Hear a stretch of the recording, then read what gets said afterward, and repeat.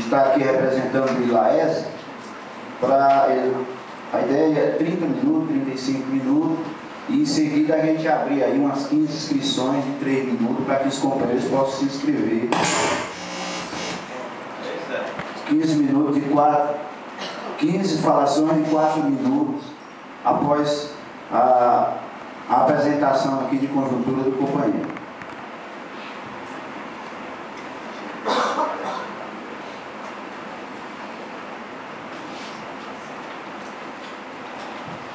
Bom dia, gente.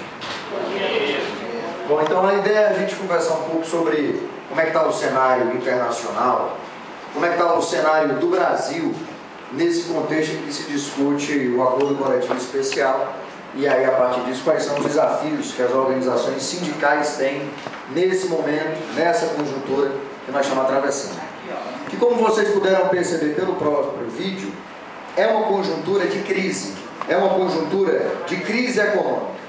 Então, se uma palavra puder resumir qual é o cenário atual no mundo, o cenário é crise. O cenário é crise econômica. E aí, para a gente entender a crise econômica que acontece no mundo capitalista hoje e os reflexos que isso tem no nosso dia a dia, no nosso cotidiano, nós precisamos entender um pouco como é que funciona esse modo de produção capitalista. Esse modo de produção capitalista. Entenda, a palavra-chave do capitalismo é capital. E nem todo capital é dinheiro. Presta atenção no que eu estou dizendo, certo? Se o Zé Batista tem dinheiro no bolso e torna esse dinheiro todinho numa farra, ele não tem capital, ele só tem dinheiro, certo? Agora, se o Zé Batista pega esse dinheiro e compra máquinas, e compra matéria-prima, e contrata mão de obra, aí ele transformou esse dinheiro em capital. Porque o que é o capital? É um valor aplicado à produção. Isso é capital. Um valor aplicado à produção. Ele pode assumir a forma de dinheiro, ele pode assumir a forma de maquinaria, de matéria-prima, de insumos, a forma de mercadoria, mas o capital é um valor aplicado à produção. Mas preste atenção então no exemplo lá do Zé Batista, certo? O Zé Batista tinha dinheiro no bolso, não torrou o dinheiro todinho numa farra, o que ele fez foi comprar máquinas. Ele foi ao mercado e comprou máquina. Comprou matéria-prima. Além das máquinas e da matéria-prima, ele contratou também mão de obra. O Zé Batista agora não tem mais R$1 no bolso, certo? Ele não tem mais dinheiro, mas ele tem capital? Tem. É porque esse capital só mudou de forma. Ele deixou de ter a forma dinheiro e passou agora a se traduzir na forma daquelas máquinas, daquela matéria-prima, daquela mão de obra que ele contratou. Só que agora o Zé Batista precisa colocar essa nova forma de capital produzindo. Quando os trabalhadores começarem a consumir a matéria-prima, o combustível, a desgastarem as máquinas, a se desgastarem nas máquinas, o resultado final é que o Zé não vai ter mais a mesma força de trabalho que ele contratou. Os trabalhadores estão cansados, certo? Estão desgastados, as máquinas estão desgastadas, a matéria-prima foi consumida, o combustível foi consumido, mas ele está agora com um galpão cheio de mercadoria. O Zé Batista continua tendo capital ou não? Continua tendo capital ou não? Continua. Só que agora esse capital do Zé não tem a forma das máquinas, não tem a forma do combustível, não tem a forma da mão de obra contratada, tem outra forma. Tem a forma de mercadoria. Só que ter essa mercadoria no depósito, para o Zé Batista é um desastre. Porque ele precisa fazer com que essa mercadoria volte a assumir a forma de dinheiro. Aí ele vai ao mercado vender essa mercadoria. Se o Zé Batista conseguir vender toda essa mercadoria, aí ele volta a ter dinheiro no bolso. E agora olha aqui o pulo do gato. O dinheiro que o Zé Batista tem no bolso depois que vendeu a mercadoria é igual ao dinheiro que ele tinha antes, quando ele comprou as máquinas, ou ele agora tem mais dinheiro no bolso? Ele tem mais dinheiro no bolso. E cadê o pulo do gato aí? Como é que ele fez com que aparecesse mais dinheiro no bolso dele? Fernando, é porque ele vendeu a mercadoria a um preço maior do que o que ele comprou. Não, ele não comprou nada, ele não é um comerciante, ele produziu isso, certo? O pulo do gato foi a exploração da mão de obra do trabalhador. É assim que os capitalistas agem. O que incorpora um valor na mercadoria não é a matéria-prima. A matéria-prima que você usa, não é o combustível, não é a máquina. O que incorpora valor a uma mercadoria é a mão de obra do trabalhador. E de uma maneira muito simples, todos os trabalhadores produzem muito mais valor do que aquilo que eles recebem na forma de salário. Aquilo que o patrão nos paga na forma de salário é uma quantidade de valor muito menor do que aquela que nós efetivamente produzimos todos os dias nas fábricas, nos canteiros de obras. Portanto, é a mão de obra do trabalhador o fator principal nesse modo de produção capitalista. Me diga uma coisa, qual é o objetivo desse capitalista? É aumentar cada vez mais o dinheiro que está no bolso dele, ou não? É extrair cada vez mais valor do trabalho que os trabalhadores realizam. Portanto, aqui nós temos interesses que são inconciliáveis. Inconciliáveis. Quando essa turma que vocês estão vendo aqui no banner, né, quando o Marx e o Engels disseram o seguinte: olha, os interesses da classe burguesa, os interesses dos patrões e os interesses dos trabalhadores são absolutamente inconciliáveis, era disso que ele estava falando. E eu quero deixar isso muito claro, porque quando a gente for conversar sobre o acordo coletivo especial, qual é o pressuposto do acordo coletivo especial? É que trabalhadores e patrões podem chegar a um consenso, podem sentar, podem negociar e podem chegar a um entendimento comum, podem ter interesses comuns. E não tem, porque o interesse do patrão é explorar a classe trabalhadora cada vez mais. Se o patrão puder fazer você trabalhar mais, ganhando menos, ele aumenta o valor que ele incorpora no bolso dele e deixa de lhe pagar na forma de salário. Por isso o interesse do patrão é absolutamente antagônico, é absolutamente inconciliável, é diferente do interesse da classe trabalhadora. Completamente diferente. Mas sabe qual é o problema? O problema é que o modo de produção capitalista, ele é absolutamente anárquico. Absolutamente anárquico. Porque os capitalistas, eles não combinam entre si o que é que vão produzir, quanto é que eles vão produzir, o preço que eles vão vender, como é que eles vão distribuir. Porque cada capitalista tem um outro capitalista como inimigo. Como inimigo. Preste atenção no que eu estou dizendo, certo? Os interesses de classe deles são rigorosamente os mesmos. E nisso eles são aliados. Todos os capitalistas querem a mesma coisa: aumentar o grau de exploração sobre a classe trabalhadora, fazer com que a gente trabalhe cada vez mais e receba cada vez menos. Nisso, o interesse deles é rigorosamente o mesmo. Acontece que cada capitalista o que quer é ver o outro quebrado, porque eles vão disputar o mercado. Significa dizer o seguinte: se eu conseguir vender essa água mineral, é porque o meu concorrente não conseguiu vender. Nós temos duas, tá aqui, a Naturágua e a Indaiá. Você vai comprar uma garrafinha d'água. Na hora que você faz a opção entre a Naturágua e não a Indaiá, significa dizer que o dono lá da Indaiá deixou de conseguir transformar aquela mercadoria em dinheiro. Ele está com um baita problema agora para resolver. E o dono da Naturágua está triste por isso? Ele quer que o dono da Indaiá se lasque, mano. Ele quer que o cara quebre, entendeu? Porque se ele quebra, ele compra aquelas máquinas por um preço menor, aumenta o número de desempregados, e com o número de desempregados maior, o dono da Naturágua pode dizer para você, que trabalha na Naturágua, o seguinte: olha, ou tu aceita essa condição de trabalho, ou vai para a rua, porque tem mais gente lá fora querendo essa tua vaga aqui dentro.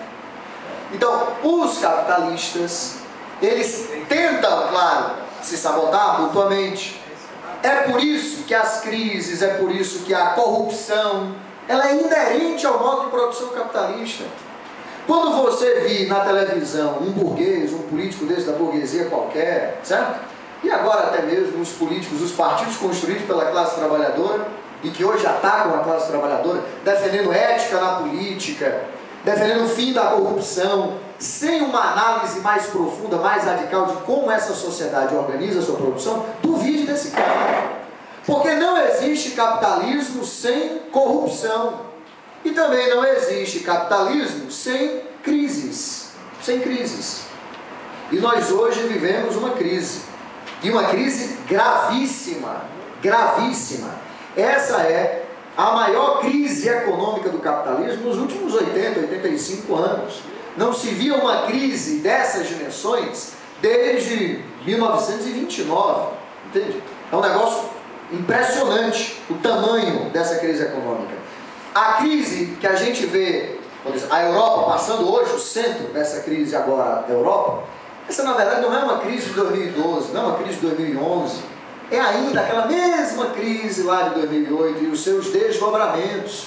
A gente vai ver ainda durante muito tempo momentos em que a economia cresce um pouco, aí vai cair bastante, cresce um pouquinho mais, às vezes cresce mais, desce ainda mais, porque ainda estamos no mesmo ciclo de crise iniciado a partir de 2007 e 2008. E aí perceba uma coisa, imagina o capitalista analisando uma crise econômica. O que ele vai querer? Para se defender da crise, o que esse capitalista vai fazer? Ele vai tentar o mais rápido possível aumentar o grau de exploração sobre a classe trabalhadora, para defender os seus lucros. Você lembra quando os Estados Unidos ocupou o Iraque em 2006? Como é que os Estados Unidos chamou aquela guerra? Era guerra o quê? Era uma guerra preventiva. Lembram dessa história? Porque eles disseram o seguinte: não, o Iraque tem arma de destruição em massa. E antes que o Iraque use essas armas, nós vamos lá, arrebentamos tudo, destruímos tudo isso, preventivamente. Não era assim que os Estados Unidos chamavam aquela guerra? Uma guerra preventiva? Os capitalistas, os patrões, os burgueses, ao menor sinal de crise, eles também agem preventivamente. Olha, o cara não teve nenhum prejuízo ainda, mas se ele vê o cara do lado tendo prejuízo, ele já se prepara para proteger os seus lucros e tenta aumentar o grau de exploração sobre os seus trabalhadores. Tenta fazer com que os trabalhadores trabalhem mais, recebam menos, tenham menos direitos, para que ele ganhe mais dinheiro, ainda de maneira preventiva. Que dirá no meio de uma crise? No meio de uma crise, o ataque contra a classe trabalhadora, gente, é brutal, é brutal. E veja o que está acontecendo hoje na Europa. A Europa não passa praticamente um dia sem que em algum país haja uma grande mobilização dos trabalhadores defendendo os seus direitos. Defendendo os seus direitos. E não estou falando de uma crise menor, entende? Não é uma crise na Grécia, uma crise em Portugal, não se trata disso. Porque se você pegar o tamanho da economia grega e o tamanho da economia portuguesa, soma tudo isso, isso não representa quase nada dentro da chamada zona do euro. A economia da Grécia, junto com a economia de Portugal, não dá nem 10% da economia da zona do euro. Então esse não é o problema de fundo, entendeu? O problema de fundo é que essa crise não afeta só a Grécia, não afeta só Portugal, afeta também a Espanha, afeta também a Itália, apresenta sinais de afetar também a França. Ah, bom, aí pera lá, vamos com calma, entendeu? Porque se você incluir no pacote Portugal, Grécia, Espanha, Itália, aí nós já estamos falando de praticamente 40% da zona do euro. Se você colocar a França no meio da jogada, é a segunda maior economia da Europa. A segunda maior economia da Europa, esse ano, está anunciando que vai crescer, sabe quanto? 0,1%. E olhe lá. 0,1%. E olhe lá. E está comemorando, porque ele disse: nós estamos crescendo. É 0,1%, mas estamos crescendo. Gente, isso é catastrófico. Isso é catastrófico. Sabe por quê? Vamos pegar o exemplo do Brasil. A cada ano, mais brasileiros chegam a uma idade em que eles são incorporados ao mercado de trabalho, ou deveriam ser incorporados ao mercado de trabalho. Eles começam a fazer parte da população economicamente ativa. Então a gente tem uma estimativa que a cada ano, aproximadamente entre 200 e 300 mil pessoas chegariam ao mercado de trabalho. Para incorporar essa mão de obra, o Brasil tem que crescer perto de 3% todo ano. Preste atenção, ó. crescer menos do que 3% por ano significa aumentar o número de desempregados no Brasil. Agora tu imagina crescer 0,1%. Agora tu imagina não crescer nada. Agora tu imagina a economia encolher de um ano para o outro 5%, 7%, 10%. É uma crise brutal. É uma crise brutal. E diante dessa crise, os estados europeus, controlados pelos patrões, controlados pelos capitalistas, atacam a classe trabalhadora, é óbvio. E aí querem retirar direitos. O que significa, portanto, o plano de ajuste fiscal na Grécia? Significa dizer retirada de direitos, destruição do serviço público, aumento de impostos. Significa dizer, os capitalistas dizendo o seguinte: nós produzimos essa crise, porque é uma crise do capitalismo, mas também empurrando a conta para os trabalhadores. É isso. Fernando, mas o Brasil parece que está passando por essa crise imune, né? Pelo menos o governo brasileiro está dizendo o seguinte: essa crise não afeta o Brasil. Lembram do que o Lula falou sobre a crise de 2008? Que era um anti-tsunami nos Estados Unidos e na Europa, e no Brasil era o quê? Uma marolinha. No Brasil era uma marolinha, né? Não era um anti-tsunami, uma ondinha velha sem futuro, entendeu? Inclusive o Lula disse o seguinte: olha, essa é uma crise dos brancos lá, dos europeus, né? Não tem nada a ver com a gente aqui nos trópicos, nada, é uma crise deles, aqui é uma marolinha. E nós vamos ver aqui, temos uns dados aqui para mostrar que não era marolinha coisa nenhuma no Brasil, certo? Não era marolinha coisa nenhuma no Brasil. Ó, só para que você tenha uma ideia, a economia brasileira em 2009, que é o ano seguinte ao da crise, ela teve recessão econômica. Não foi marolinha, entendeu? Mas o discurso era esse.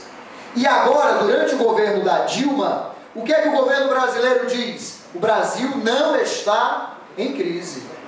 O Brasil não está em crise, o Brasil cresce. E é verdade, o Brasil tecnicamente ainda não está em crise, mas o Brasil entra numa rota de crise. O Brasil cresce, mas cresce a um ritmo cada vez menor do que aquilo que era esperado. Vocês já viram o ministro da Fazenda, o Guido Mantega, dando as entrevistas dele?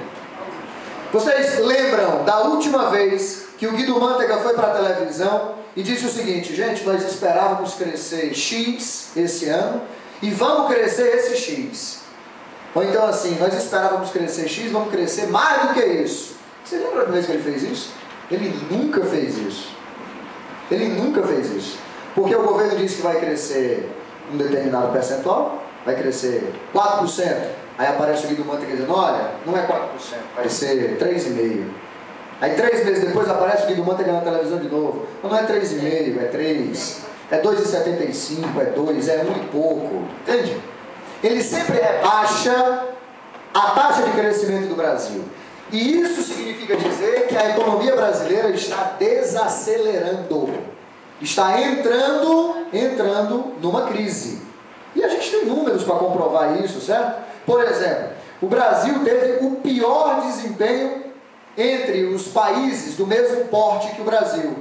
Certo? Você já deve ter pelo menos ouvido falar do que são os BRICS. É o grupo de países formado pelo Brasil, pela Rússia, pela Índia, pela China, certo? Alguns incluem aí a África do Sul. Comparando esses países, o Brasil teve o menor crescimento. Cresceu menos, inclusive, do que o Chile e o México. Olha, eu tenho aqui uma manchete dos jornais de economia da burguesia, certo?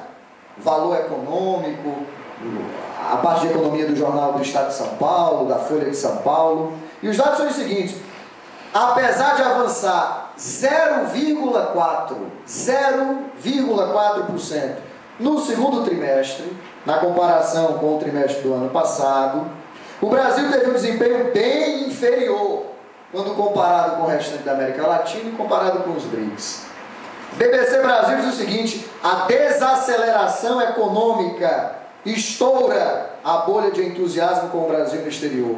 Os investidores estrangeiros já não olham mais tão seguros assim para o Brasil, certo?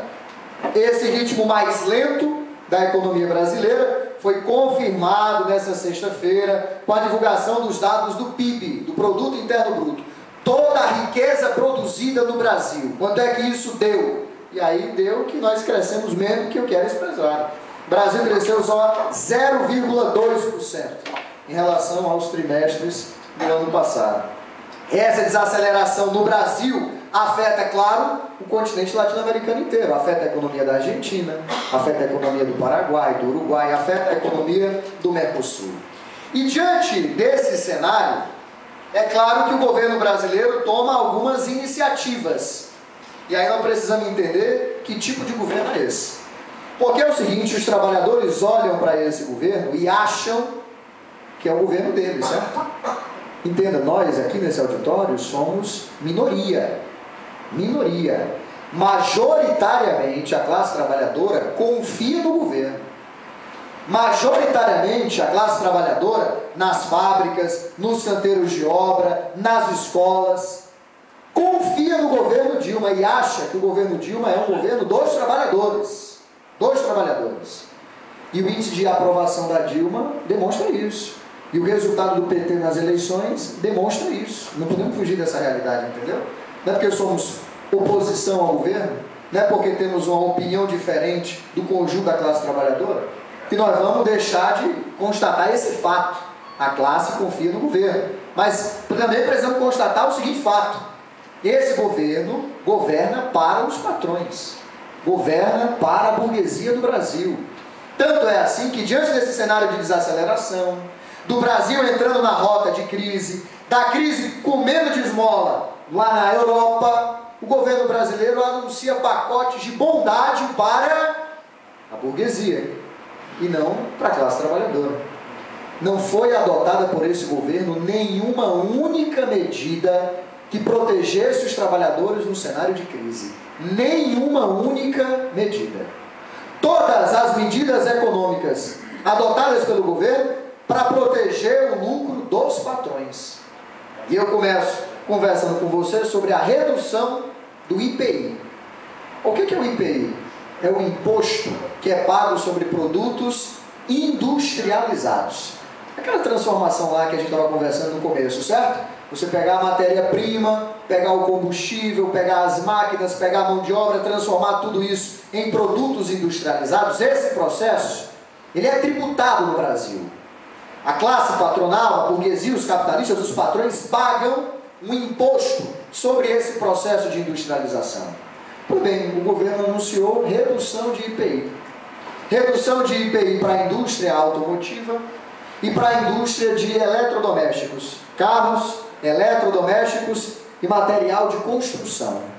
Redução de IPI. Isso significa, na prática, fazer com que os patrões deixem de pagar ao governo alguns milhões de reais. Ó, eu tenho um dado aqui só da indústria automotiva. Só da indústria automotiva.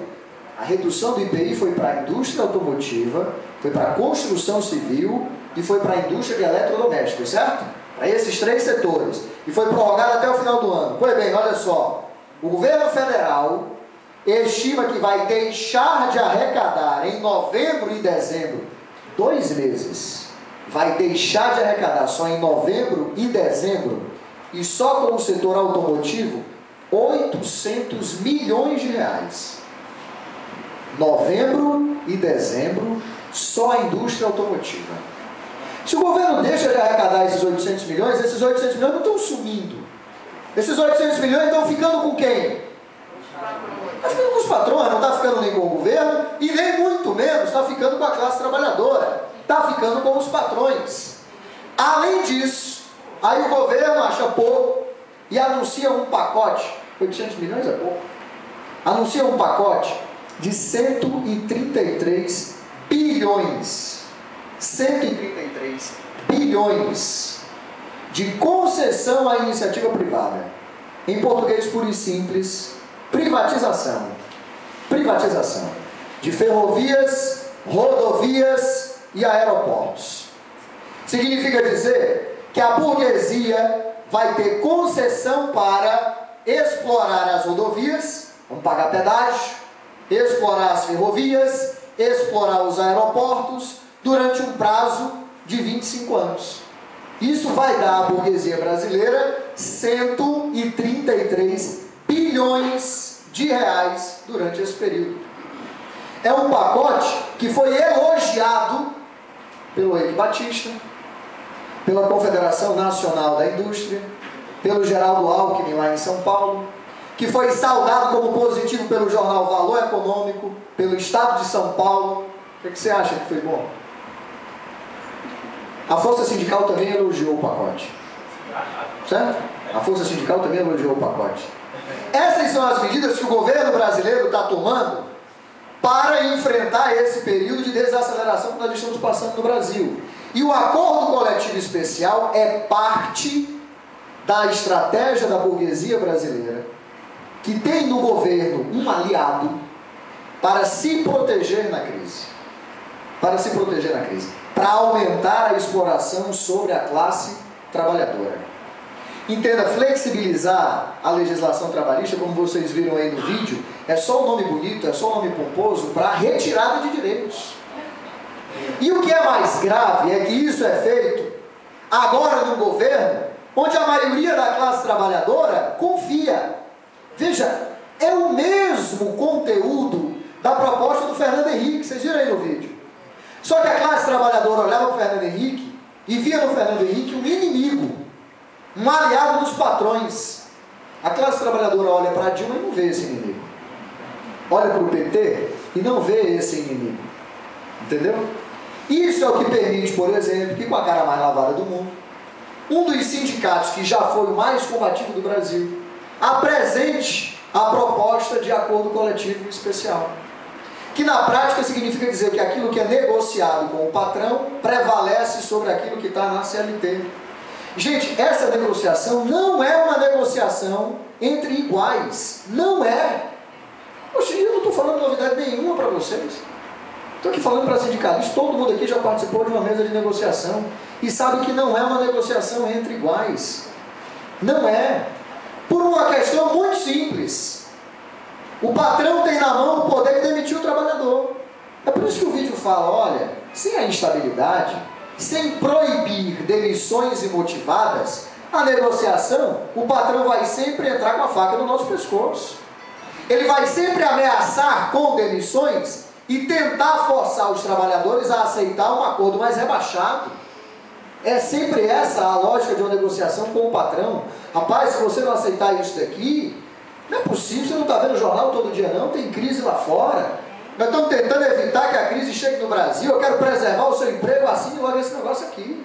Porque senão vai todo mundo para a rua. E vai para a rua por quê? Porque eu posso demitir. É simples como isso, é simples como isso. Se a gente não conseguir organizar a resistência a esse ataque do governo, a esse ataque dos patrões, nós vamos entrar num ciclo de exploração ainda mais aprofundada sobre a classe trabalhadora. Esse é o grande desafio das organizações sindicais nessa atual conjuntura de crise. É fazer um trabalho de base eficiente, esclarecendo os trabalhadores sobre o risco que é a aprovação do acordo coletivo especial. É alertar cada trabalhador da necessidade dele se organizar, ir à rua, ter disposição de luta, ter disposição de greve, para barrar essa proposta dos patrões e do governo. E disposição de luta, gente, não falta à classe trabalhadora. Não falta. Zé Batista estava conversando comigo agora de manhã, mais cedo, e dizendo o seguinte: Fernando, o DIEESE já contabilizou mais de 600 greves só esse ano no Brasil. Só esse ano no Brasil, mais de 600 greves. E maioria dessas greves nas obras do PAC. Então não falta disposição de luta à classe trabalhadora. Agora, a classe trabalhadora precisa ter uma organização que leve adiante as suas lutas, que aglutine os trabalhadores, que organize os trabalhadores, que esclareça, que informe, que forme os trabalhadores numa concepção sindical combativa. Num cenário de crise, nós temos que defender, no mínimo defender, os direitos que já estão postos, que já estão na CLT. Preste atenção, a CLT não é o melhor dos mundos, entendeu? O que nós queremos é muito mais do que o que tem na CLT.